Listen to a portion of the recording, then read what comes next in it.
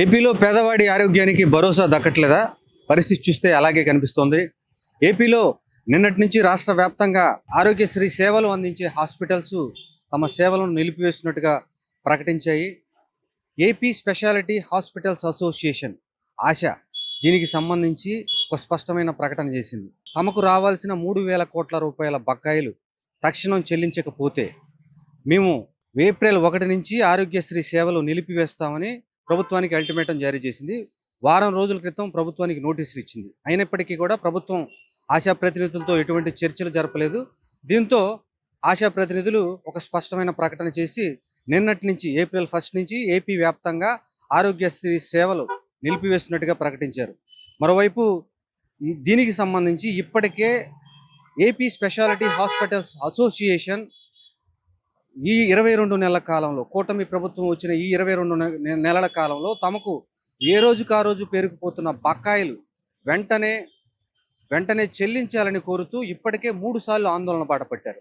గతంలో గత ఏడాది విజయవాడ ధర్నా చౌక్లో కూడా వైద్యులు రోడ్డెక్కి మరీ ధర్నా చేశారు. దేశ రాష్ట్ర చరిత్రలో ఎప్పుడూ లేని విధంగా వైద్యులు రోడ్డెక్కి ధర్నా చేయడం అనేది మనం అప్పుడే చూసాం. అయితే దీని మీద అప్పుడు ఏపీ ప్రభుత్వం స్పందించింది. తక్షణం నిధులు విడుదల చేస్తామని చెప్పింది. వెంటనే తమ ఏదైతే ఆశా ప్రతినిధులు ఆరోగ్యశ్రీ సేవలు అందిస్తున్న హాస్పిటల్స్ సమస్యలు ఎదుర్కొంటున్నారో ఆ సమస్యలన్నీ పరిష్కరిస్తామని స్పష్టమైన ప్రకటన చేసింది. దీని మీద వైద్య ఆరోగ్య శాఖ మంత్రి కూడా స్పష్టంగా ప్రకటన చేశారు. డిసెంబర్లోగా ప్రైవేట్ హాస్పిటల్స్ ఏవైతే ఆరోగ్యశ్రీ సేవలు అందిస్తున్నాయో ఆ హాస్పిటల్స్ అన్నిటికీ బకాయిలు చెల్లిస్తామని స్పష్టమైన ప్రకటన కూడా చేశారు.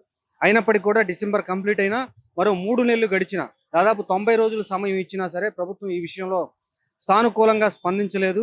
తమ బకాయిలు చెల్లించలేదు. ఇప్పటికే 3,000 కోట్ల రూపాయలు బకాయిలు ఉన్నాయి.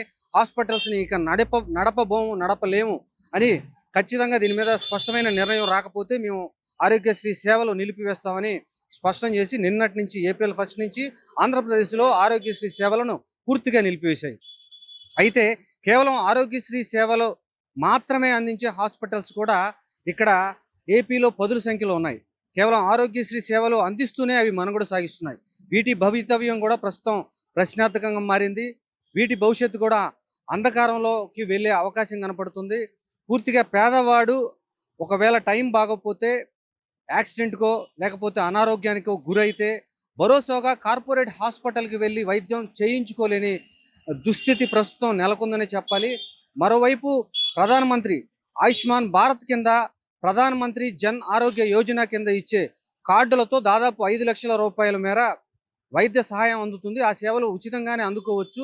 70 ఏళ్లు దాటిన వ్యక్తులైతే ఎటువంటి ఇన్కమ్తో సంబంధం లేకుండా ఆదాయం ఎట్లా ఉన్నప్పటికీ కూడా 70 సంవత్సరాల వయసు ఉన్న వాళ్ళు ఈ కేంద్ర ప్రభుత్వం ఇచ్చే ఈ ఆరోగ్య పథకం కింద, ఈ స్కీమ్ కింద వైద్య సేవలు పొందవచ్చు అని చెప్పేసి కేంద్ర మంత్రి పెమ్మసాని చంద్రశేఖర్ ఇటీవల ప్రకటన విడుదల చేశారు.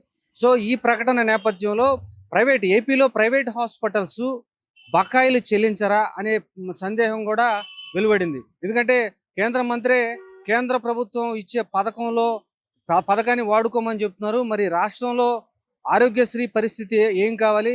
ఎన్టీఆర్ వైద్య సేవ అని ఒక గొప్ప పేరును పెట్టిన ఏపీ ప్రభుత్వం, కూటమి ప్రభుత్వం ఈ విషయంలో ఎందుకు పెద్ద మనసు చేసుకోలేకపోతుంది? ప్రైవేట్ హాస్పిటల్స్ అంటే కార్పొరేట్ హాస్పిటల్స్ ఎక్కువ ఫీజులు వసూలు చేసుకుంటూ మనుగడ సాగిస్తాయి అనుకుంటున్నారా? ఆరోగ్యశ్రీ సేవల కింద వందల వేల కోట్ల రూపాయలు ఇలా బకాయిలు పెడితే తాము హాస్పిటల్స్ ఎలా నడుపుకోగలుగుతాం అనేది ఆశా ప్రతినిధుల నుంచి వస్తున్న విమర్శ.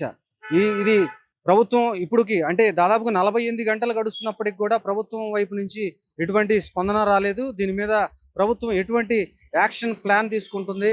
ప్రైవేట్ హాస్పిటల్స్ ప్రతినిధుల్ని పిలిచి ఆరోగ్యశ్రీ సేవలు అందించాలని కోరుతుందా, చర్చలు జరుపుతుందా అనేది వేచి చూడాల్సిన విషయం.